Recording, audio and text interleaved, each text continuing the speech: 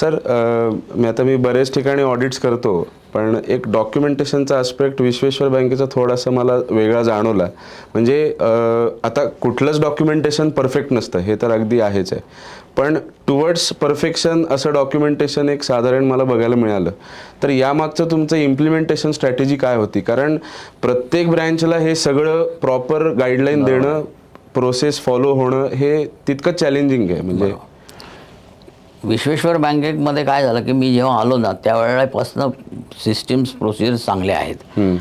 डॉक्युमेंटेशनचाही पण काही गोष्टी त्यावेळेलाही होत्या, पण होतं असं की डॉक्युमेंटेशनमध्ये नवीन कायदे आलेले, त्यातले बदल, RBIच्या काही इन्स्ट्रक्शन्स नवीन येतात की त्या तुमच्या ॲग्रीमेंटमध्ये या गोष्टी असायला पाहिजेत, किंवा सुप्रीम कोर्टाचे काही एखाद्या विषयावरती निकाल येतात आणि त्याच्यानुसार डॉक्युमेंटेशनमध्ये बदल करावा लागतो. तर हे बदल आम्ही आमच्या वकिलांकडनं जाणीवपूर्वक करून घेतले आणि ते करत असताना मी हेड ऑफिसमधल्या संबंधित स्टाफची जास्तीत जास्त इन्व्हॉल्वमेंट ठेवली आणि त्याच्यामुळे त्यांना ते कळलं की आपण का हे बदल करतोय, कशासाठी करतोय, कसे केलेत ते.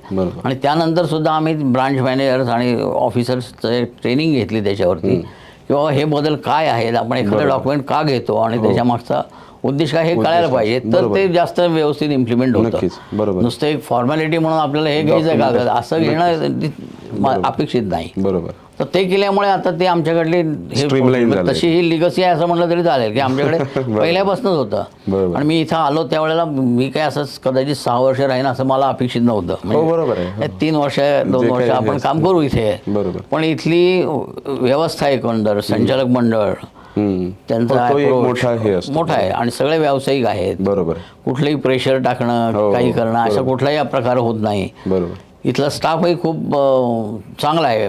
कल्चर जसं जनता बँकेचं कल्चर होतं त्याला सुटेबल कल्चरच इथं आहे. बरोबर. आणि माणसंही काम करणारी आहेत, जी काही टीम माझ्याबरोबर प्रत्यक्ष काम करते ते सगळे चांगल्या पद्धतीने काम करणारे लोक आहेत. इंटिग्रिटी वाईज सगळे एकदम अनडाऊटेड आहे. बरोबर.